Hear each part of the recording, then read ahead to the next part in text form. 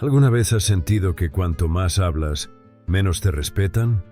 ¿Y que cuanto más intentas explicar tu punto, más débil pareces? Es un veneno sutil. Creemos que las palabras nos liberan, pero a menudo nos encadenan. Cuanto más insistes, más terreno cedes. Cuanto más discutes, más muestras tus grietas. Y sin embargo, existe un poder silencioso, implacable, que desconcierta, desarma y sobre todo, impone respeto. Nietzsche, uno de los pensadores más radicales de la historia, lo entendió. Quien necesita convencer ya está en desventaja, y quien domina el silencio, domina el escenario. En este video, vas a descubrir cómo transformar tu silencio en presencia, no como una huida, sino como un arma que te convierte en alguien imposible de manipular. Piensa en la última vez que saliste de una discusión con la sensación de haber perdido, aunque tuvieras razón, ese nudo en el estómago, ese eco en tu mente, repasando lo que podrías haber dicho y no dijiste. La mayoría hemos vivido esa escena. Nos enseñaron que callar es rendirse, que si no reaccionamos perdemos, que defenderse con palabras es la única forma de demostrar fuerza. Pero Nietzsche creía que esa creencia es una trampa, un juego inventado por la multitud para atraparte en su moral del rebaño. Porque mientras tú discutes para ser aceptado, validado o entendido, ya has cedido lo más importante, tu dominio interior. El silencio no es ausencia, es presencia pura. Y cuando aprendes a sostenerlo, tu sola calma se vuelve insoportable para los demás. Se sienten juzgados, expuestos, inseguros. Su máscara se resquebraja. Por eso Nietzsche decía que el silencio desconcierta más que 1000 argumentos, porque obliga al otro a enfrentarse a sí mismo. Y esa es la batalla que nadie quiere librar. En este viaje vamos a recorrer 2 caminos. Primero, entender cómo el silencio es un arma estratégica para imponerte sin desgastarte.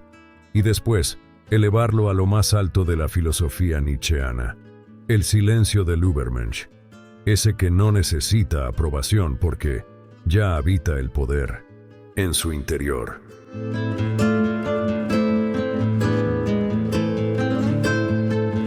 ¿Por qué sentimos la necesidad de responder a todo? ¿Por qué creemos que quedarnos en silencio es perder? Desde niños hemos aprendido a defendernos con palabras, para dar explicaciones, justificar cada movimiento, responder a cada acusación.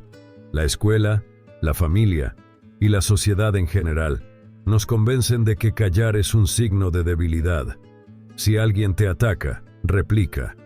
Si alguien te contradice, argumenta. Si alguien se burla, defiéndete. Y así la palabra se convierte en una armadura que en realidad deja al descubierto nuestros puntos más frágiles. El problema es que cada palabra pronunciada es también una confesión, una grieta en tu coraza. Cuanto más hablas, más revelas.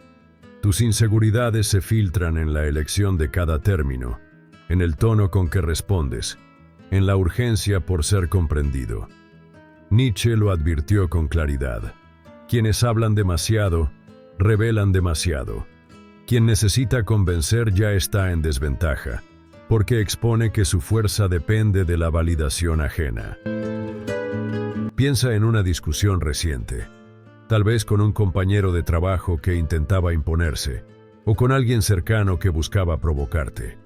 Notaste cómo, al alzar la voz, perdiste claridad, como cada explicación abría más espacio para que el otro atacara. Esa es la paradoja. Cuanto más peleas con palabras, más atrapado quedas en el juego del otro. Nietzsche veía en esta dinámica la expresión de lo que llamaba la moral del rebaño. El rebaño discute para reafirmar sus creencias, no para buscar la verdad. El rebaño necesita consenso, necesita sentirse acompañado en sus opiniones, necesita que el otro ceda para no enfrentar la soledad de su propia convicción. Y cuando entras en ese juego, ya has perdido, porque aceptas sus reglas. la regla de que tu voz debe ser aprobada para tener valor. El silencio, en cambio, rompe el tablero. No hay argumento que pueda contra el vacío imperturbable de una mirada callada. Quien calla no entrega información, no muestra grietas, no ofrece terreno. Y ese vacío se convierte en un espejo. El otro, privado de tu respuesta, empieza a escuchar el eco de sus propias dudas. ¿Me estará juzgando? ¿Habrá descubierto mi inseguridad? ¿Por qué no responde? De pronto, quien parecía fuerte se tambalea. El silencio desconcierta porque en una sociedad ruidosa lo entendemos como una anomalía. Estamos acostumbrados al debate constante, al ruido incesante, a la necesidad de llenar cada espacio con palabras. Pero Nietzsche lo veía de otra manera. El silencio no es ausencia de ruido, es presencia abrumadora.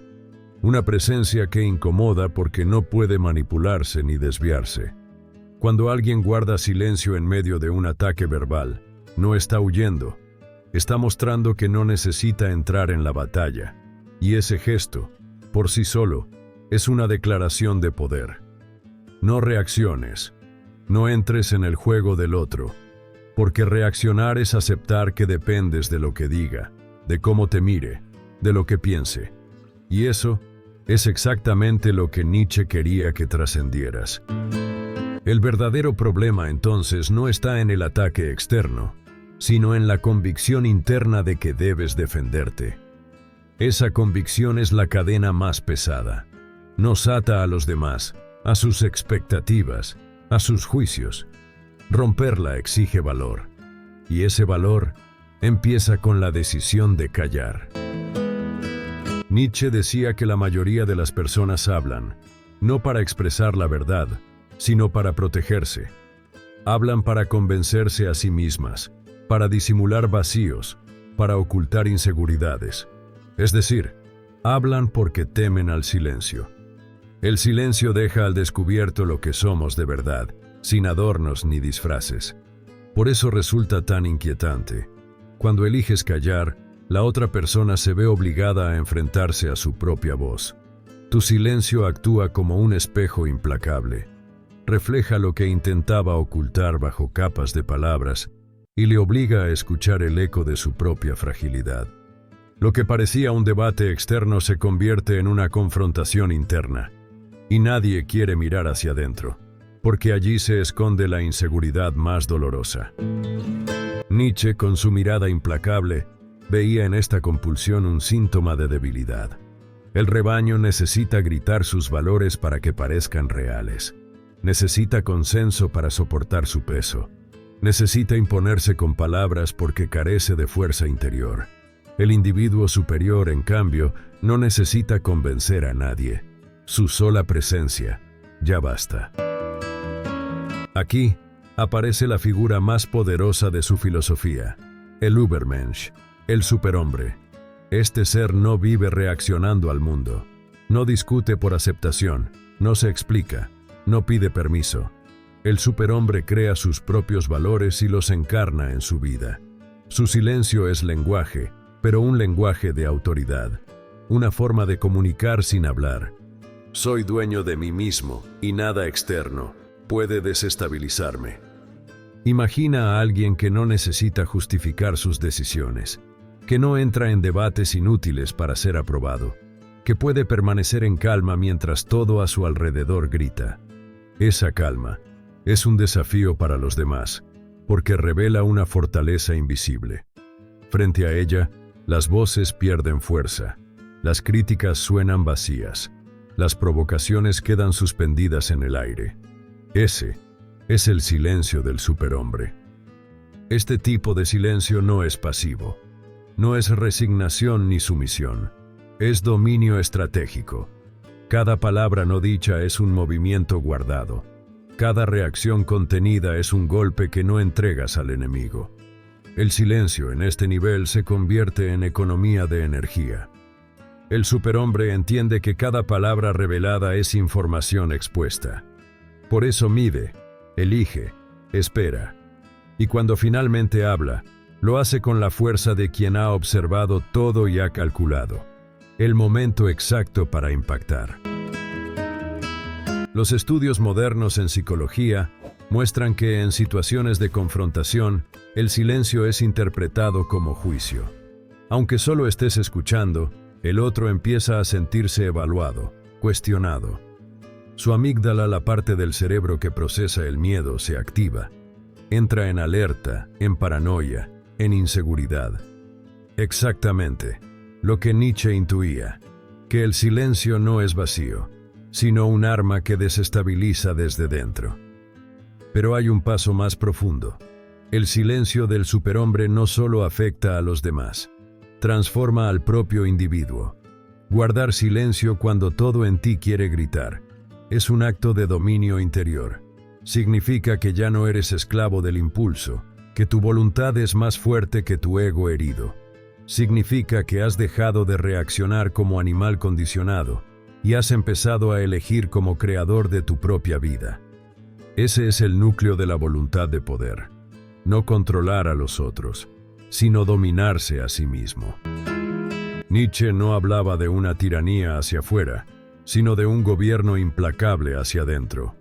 Solo quien ha conquistado su propia necesidad de reaccionar puede imponerse en el mundo sin abrir la boca. En una sociedad donde todos gritan para ser escuchados, el silencio del superhombre es una revolución, porque revela que ya no necesitas demostrar nada. Tu sola existencia, sin una palabra, ya impone respeto.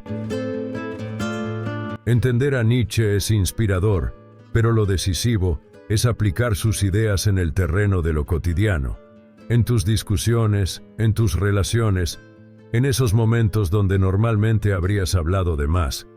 El silencio que impone respeto no surge de la pasividad. No se trata de quedarte mudo, aguantando por miedo. Ese sería el silencio del débil, del que Nietzsche desconfiaba. Lo que buscamos aquí es un silencio activo, cargado de intención, dirigido, calculado. Es un tipo de presencia que desarma, porque no está hecha de palabras, sino de dominio interior. ¿Cómo convertirlo en un arma real? Nietzsche no lo explica en forma de manual, pero podemos extraer principios claros a partir de su pensamiento. Son 4 claves prácticas, 4 formas de transformar tu silencio en fuerza visible. Primera, el silencio frente al impulso. Cada vez que alguien te ataca, te interrumpe o te provoca, lo primero que surge es el deseo de responder. Tu ego grita por defenderse, y ahí es donde se juega la batalla. Si reaccionas, ya has perdido. Pero si puedes sostener ese silencio unos segundos, habrás demostrado que tu voluntad es más fuerte que tu impulso. Ese pequeño acto, repetido una y otra vez, construye un respeto imposible de obtener con explicaciones. Segunda, la observación. Mientras los demás llenan el aire con palabras, tú escuchas con atención de cazador. Observas gestos, contradicciones, inseguridades disfrazadas de arrogancia. No estás esperando tu turno para hablar, sino desnudando las debilidades ajenas en tu mente. Y cuando finalmente decidas pronunciar una palabra, será quirúrgica, devastadora, imposible de contrarrestar. Tercera, el tiempo. El silencio no solo es ausencia de respuesta, también es prolongación estratégica. Dejar que la pausa se extienda crea tensión, y la tensión genera poder. Quien espera tu reacción y no la recibe, empieza a colapsar mentalmente. Su discurso pierde fuerza, sus argumentos se tambalean. El vacío que creas con tu silencio es más incómodo que cualquier contraataque verbal. Cuarta, la imprevisibilidad. El que domina el silencio se vuelve impredecible. A veces habla, a veces no. A veces responde, a veces deja la frase flotando. Y lo impredecible siempre genera miedo, porque nadie sabe qué esperar. Así inviertes la lógica de la interacción. De ser quien reacciona, te conviertes en el centro, en el que marca el ritmo. Estas son las armas prácticas del silencio. Y no se trata de un truco superficial, sino de un cambio profundo en la forma de habitar el mundo. Nietzsche Lo habría llamado voluntad de poder, la decisión de no dejarte arrastrar por el ruido de los demás, de sostener tu propia calma como escudo y como espada. En una sociedad donde todos hablan para ser vistos, el silencio consciente es una rareza que aterra, porque quien no necesita palabras ya ha demostrado que no depende de nadie, y ese tipo de presencia se siente como autoridad pura. El silencio no es vacío, no es rendición, es la expresión más clara de que te perteneces a ti mismo, y cuando logras eso, ya has ganado antes de que empiece la discusión. En el fondo, todo lo que has escuchado aquí se reduce a una verdad brutal. El mundo pertenece a quienes no pueden ser manipulados, y nada desarma más a un manipulador, a un provocador o a un arrogante, que alguien que no reacciona a su juego. Ese es el verdadero silencio del que hablaba Nietzsche. No el silencio del sometido, ni el del cobarde, sino el silencio del individuo que ya se ha conquistado a sí mismo. Porque cuando logras dominar tu impulso de responder, de justificarte o de explicar quién eres, ya has alcanzado un nivel de libertad que los demás no pueden tocar. Piensa en lo que significa esto. La mayoría de las personas viven pendientes de ser comprendidas, aceptadas, validadas.